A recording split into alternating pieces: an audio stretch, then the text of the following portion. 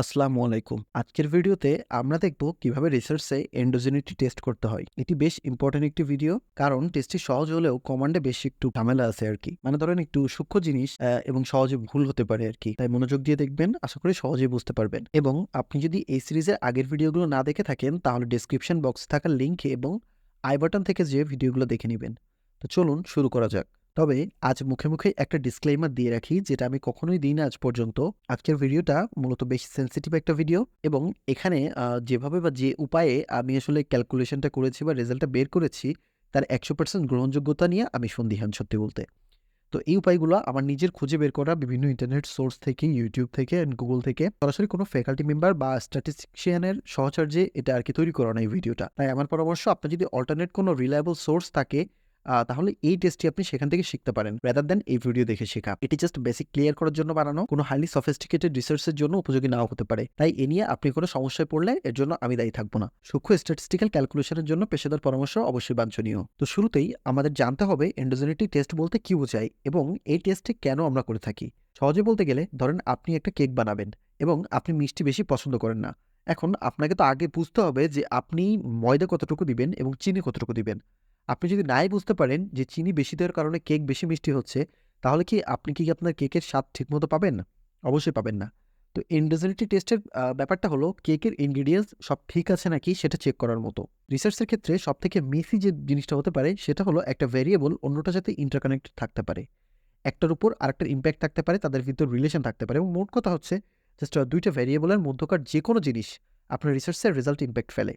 এজন্য এই ভেরিয়েবলে এন্ডোজেনিটি আছে নাকি সেটা জানা জরুরি, বা তাদের ভিতরে আসলে এই যে রিলেশনটা আছে নাকি সেটা জানা জরুরি। কেক রেসিপিতে যদি চিনির পরিমাণ এন্ডোজেনিটি হয়, সেক্ষেত্রে এর অর্থ হলো আপনার কেকের মিষ্টি শুধুমাত্র যে আপনার দেহের সুগারের উপর নির্ভর করবে কিন্তু তা নয়। অন্য রিজন থাকতে পারে যার জন্য আপনার কেক বেশি মিষ্টি হয়েছে। শুধুমাত্র আপনার দেহের সুগারের জন্য বা মিষ্টির জন্য, চিনির জন্য না। এজন্য আপনার রেসিপির জন্য সমস্ত ফ্যাক্টর যেটা আপনার খাবারের স্বাদে তারতম্য করতে পারে, সেগুলো আপনার মাথায় রাখতে হয়। ঠিক তেমনই যে ফ্যাক্টরের কারণে আপনার রিসার্চ ফাইন্ডিংসে চেঞ্জ আসতে পারে, সেটা সম্পর্কে আইডিয়া রাখা জরুরি। এক কথায় বলতে গেলে, আমাদের ভ্যারিয়েবলগুলো নিজেদের মধ্যে কোনো সম্পর্ক আছে কিনা, যেটা মূলত এন্ডোজেনিটি সাইন, বা আসলে ভ্যারিয়েবলগুলো ইন্ডিপেন্ডেন্টলি কাজ করছে কিনা, যেটা এক্সোজেনিটি নির্দেশ করে, সেটা আমাদের জন্য জানা জরুরি। এবং যাতে আমাদের ফাইন্ডিংসটা রিলায়েবল হয়, বায়াস ফ্রি হয়, এবং আমাদের রিসার্চের মাধ্যমে বাস্তবের কোনো জিনিসের মধ্যে কজ অ্যান্ড ইফেক্ট রিলেশনশিপ আছে কিনা সেটা বুঝতেই আর কি মূলত রিসার্চের সময় আমরা এই টেস্ট করে থাকি। এবং আমাদের কোনো ভ্যারিয়েবলে যদি এন্ডোজেনিটি শো করে, সেক্ষেত্রে আমাদের জেনারেলাইজড মেথড অফ মোমেন্টস বা জিএমএ মডেলে যেতে হয়। অর্থাৎ আমরা রিসার্চ ফাইনালি এই মডেল নিয়ে কাজ করি। তো জিএমএম কি, এটা নিয়ে ইনশাআল্লাহ পরবর্তী ভিডিওতে কথা হবে। তো এখন বেশি সময় নষ্ট না করে সরাসরি আমরা স্টার্টাতে চলে যাই।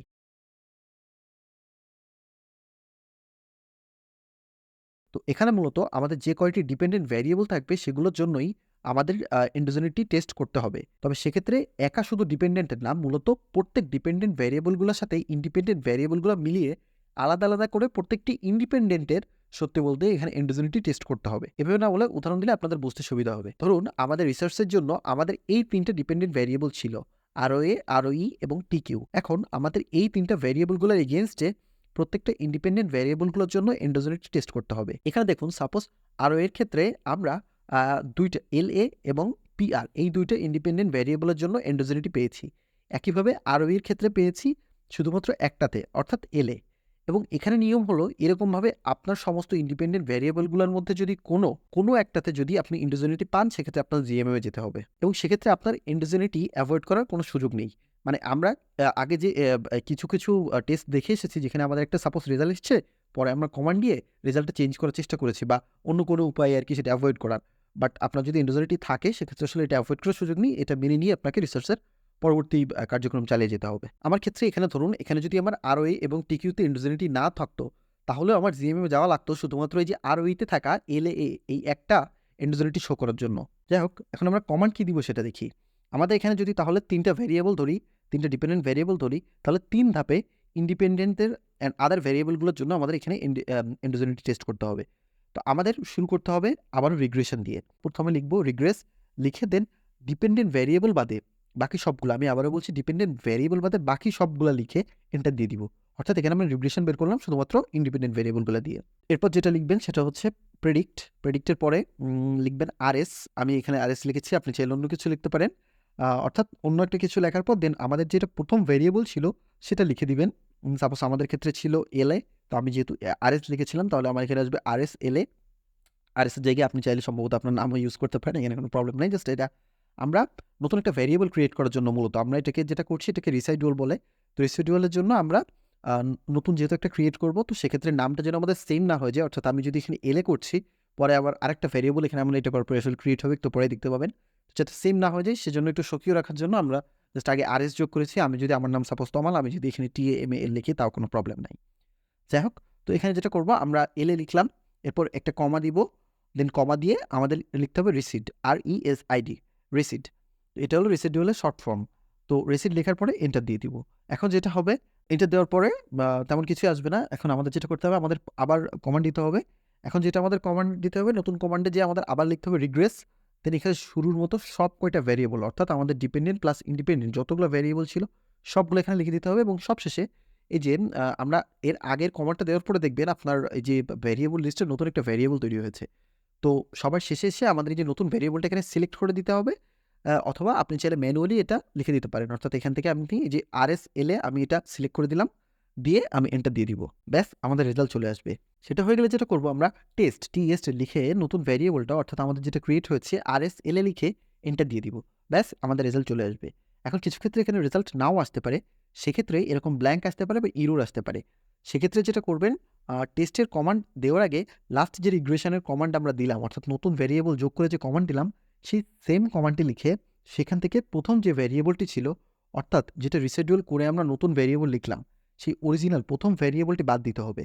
আমি আবারও বলছি, প্রথম আমাদের যে ভ্যারিয়েবলটা ছিল অর্থাৎ আমাদের বেস ভ্যারিয়েবল যেটার জন্য আমি এন্ডোজেনিটি করছি, সেই ভ্যারিয়েবলটি বাদ দিয়ে আমাদের এখানে শুধুমাত্র আমাদের নতুন যে ভ্যারিয়েবলটি আমরা যোগ করেছি সেই নতুন ভ্যারিয়েবলটি রেখে পাশাপাশি আমাদের সমস্ত ডিপেন্ডেন্ট এবং ইন্ডিপেন্ডেন্ট ভ্যারিয়েবল রেখে আমাদের রিগ্রেশন বের করতে হবে। তো এটা দিয়ে আরও এর জন্য আমরা সাপোজ এল এর জন্য এন্ডোজেনিটি বের করে ফেললাম যে আমার এন্ডোজেনিটি আছে কি নেই। এখন আমরা পরের ভ্যারিয়েবলগুলা আমার এখানে উদাহরণস্বরূপ আমার ছিল NPLR, এর এন্ডোজেনিটি টেস্ট করব আরও এর জন্য। তাহলে আমরা যেটা করবো, আবার সেম প্রসেস ফলো করব। রিগ্রেস লিখে আমরা প্রথম ভ্যারিয়েবল অর্থাৎ যেটার এন্ডোজেনিটি টেস্ট এর আগে করলাম সেটা বাদে, অর্থাৎ এলএটাকে আমরা এখন বাদ দিব। বাদ দিয়ে বাকিগুলোর আমি আর কি এখানে হচ্ছে আপনার রিগ্রেস বের করব বা রিগ্রেশন বের করব। তো সবগুলো সিলেক্ট করে আমি এন্টার দিয়ে দিব। এরপর আমরা যেটা করব, আবার প্রেডিক্ট লিখে যেটির জন্য এন্ডোজেনিটি টেস্ট করছি সেটি বা আমাদের দ্বিতীয় ভ্যারিয়েবল যেটি ছিল অর্থাৎ NPLR, এটা সক্রিয় করার জন্য আমরা জাস্ট লিখলাম RSNPLR, লিখে কমা দিয়ে রিসিড লিখে এন্টার দিয়ে দিব। এরপর ডিপেন্ডেন্ট ভ্যারিয়েবলগুলো সহ অন্য ভ্যারিয়েবলগুলো প্লাস নতুন রিসাইডুয়াল যে ভ্যারিয়েবল RSNPLR লিখে এন্টার দিয়ে দিব এবং লাস্টে টেস্ট দিয়ে RSNPLR লিখে এন্টার করে দিলে আমাদের NPLR এর জন্য আমরা হচ্ছে এন্ডোজেনিটি টেস্টের রেজাল্ট পেয়ে যাব। সেমভাবে উদাহরণস্বরূপ পরবর্তী ভ্যারিয়েবলের জন্য যদি আমরা যাই, সেক্ষেত্রে যেটু এন্ডোজেনিটি অলরেডি আমরা টেস্ট করলাম অর্থাৎ NPLR, এটা বাদ দিয়ে বাকি ডিপেন্ডেন্ট ভ্যারিয়েবলগুলোর রিগ্রেশন শুরুতে বের করব।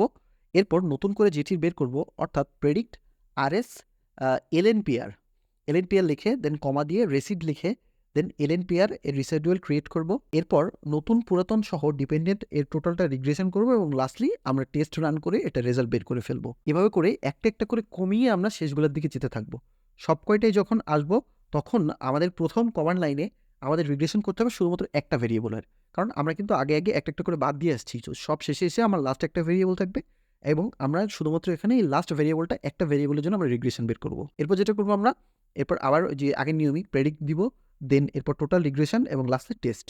এখানে আরও এর জন্য আমরা সব কয়টি ভ্যারিয়েবল এভাবে বের করে নিব এবং এরপর যেটা করতে হবে, আমাদের বাকি দুইটা ভ্যারিয়েবল, আপনার ক্ষেত্রে যতগুলো ভ্যারিয়েবল ছিল আপনার ডিপেন্ডেন্ট, আমাদের ক্ষেত্রে সাপোজ আমাদের ছিল ROE এবং TQ। তো আমার যেটা করতে হবে, ROE এবং TQ এর জন্য সেম প্রসেস রিপিট করতে হবে। অর্থাৎ আপনার যে কয়টি ডিপেন্ডেন্ট ভ্যারিয়েবল থাকবে সব কয়টার জন্য সেমভাবে প্রত্যেকটা ইন্ডিপেন্ডেন্টের জন্য এন্ডোজেনিটি টেস্ট করতে হবে। তো সব মিলিয়ে টোটাল জিনিসটা যদি আমি একটু সামারি করে গুছিয়ে বলি, তাহলে আমাদের টোটাল এখানে আসলে 4টা প্রসেস আছে বা 4টে স্টেপ আছে। 4টে স্টেপে আমরা টোটাল এটা একটু দেখি। প্রথম স্টেপটা হলো আমাদের যেটা করতে হবে, আমাদের সমস্ত ইন্ডিপেন্ডেন্ট ভ্যারিয়েবলগুলো রিগ্রেশন করতে হবে। ভালো হবে ভ্যারিয়েবলগুলো যদি আপনি লিস্ট এর থেকে শুরু করেন, যে আপনার যেরকম লিস্ট ছিল শুরু থেকে, যে সেই সিরিয়াল ওয়াইজ যদি আপনি শুরু করেন তাহলে সব থেকে বেটার। তো যেটার এন্ডোজেনিটি টেস্ট একবার করা হয়ে যাবে, পরের স্টেপে সেটাকে আর ইনক্লুড করা যাবে না। স্টেপ 2, এখানে আমরা যেটা করব, এখানে আমরা যেটার এন্ডোজেনিটি টেস্ট করতে চাচ্ছি সেটার একটা রিসাইডুয়াল ক্রিয়েট করে নিব। প্রেডিক্ট রেসিড দিয়ে আমরা একটা রিসাইডুয়াল ক্রিয়েট করে নিব। স্টেপ 3, এখানে আমরা নতুন ক্রিয়েট হওয়া ভ্যারিয়েবলের সাথে আমাদের ডিপেন্ডেন্ট এবং ইন্ডিপেন্ডেন্ট ভ্যারিয়েবলগুলো মিলিয়ে পুনরায় রিগ্রেশন রান করব। যদি এই কমান্ডের পর কোনো রেজাল্ট না আসে বা এরর আসে, সেক্ষেত্রে যে ভ্যারিয়েবলটির জন্য আসলে এন্ডোজেনিটি টেস্ট করছি, অর্থাৎ মেইন আমাদের যে ভ্যারিয়েবলটা, সেটা বাদ দিয়ে শুধুমাত্র নতুন ক্রিয়েটেড যে রিসাইডুয়াল অ্যাডেড ভ্যারিয়েবল যেটা আছে এবং অন্য ইন্ডিপেন্ডেন্ট ভ্যারিয়েবল ও ডিপেন্ডেন্ট ভ্যারিয়েবল যেগুলো ছিল সবগুলো মিলিয়ে এন্টার করব, দেন আমরা রেজাল্টটা পেয়ে যাব। স্টেপ 4, লাস্টলি আমরা টেস্ট কমান্ড দিয়ে নতুন ভ্যারিয়েবলটি লিখে এন্টার দিয়ে দিলে আমাদের রেজাল্ট পেয়ে যাব এবং এর মাধ্যমে বুঝবো যে আমাদের এই ভ্যারিয়েবলটি এন্ডোজিনিয়াস নাকি এক্সোজিনিয়াস, এবং এই পুরো প্রসেসটি যতগুলো ডিপেন্ডেন্ট ভ্যারিয়েবল থাকবে সবগুলোর ক্ষেত্রে সেমভাবে রিপিট করব। এখানে দেখানো সব কমান্ড এবং কমান্ড সিরিয়াল সেম থাকবে, শুধুমাত্র ডিপেন্ডেন্ট ভ্যারিয়েবলের জায়গায় ইন্ডিপেন্ডেন্ট ভ্যারিয়েবলগুলো বসিয়ে দিলেই হবে। এখন আসা যাক আপনি কিভাবে বুঝবেন যে আপনার রেজাল্ট এন্ডোজিনিয়াস নাকি এক্সোজিনিয়াস। যদি স্টেপ 4 টেস্ট রান করার পর আপনার রেজাল্ট 0.05 এর নিচে আসে, তাহলে সেই ভ্যারিয়েবলটি এন্ডোজেনিটি নির্দেশ করবে। অন্যথায় 0.05 এর বেশি যদি এই রেজাল্টটা আসে, অর্থাৎ আমাদের এখানে সিগনিফিকেন্স লেভেল 0.05, বাট এতক্ষণ যা করছিলেন এখন কিন্তু মোটামুটি বলতে পারেন এটা আমাদের উল্টা হয়ে যাচ্ছে, যে এটা যদি আমাদের 0.05 এর নিচে আসে তাহলে সেই ভ্যারিয়েবলটি এন্ডোজেনিটি নির্দেশ করছে, অন্যথায় 0.05 এর বেশি হলে এক্সোজেনিটি নির্দেশ করছে। এবং যেটা শুরুতে বলেছিলাম, যদি আমাদের এখানে একটা ভ্যারিয়েবলও এন্ডোজেনিটি নির্দেশ করে, সেক্ষেত্রে আমাদের রিসার্চের জন্য আপনাকে কিন্তু পরবর্তীতে মডেল সিলেক্ট করতে হবে জিএমএম। ঠিক আছে, তো জিএমএম মডেল সম্পর্কে আমরা পরবর্তী ভিডিওতে জানবো। আজকের ভিডিওতে এই পর্যন্তই, এবং আজকের ভিডিওটা যেহেতু একটু ক্রিটিক্যাল, যদি কোনো সমস্যা হয় কমেন্ট করে জানাবেন, আমি চেষ্টা করবো সর্বোচ্চটা উত্তর দেওয়ার। সো আজ এ পর্যন্তই, ধন্যবাদ সবাইকে।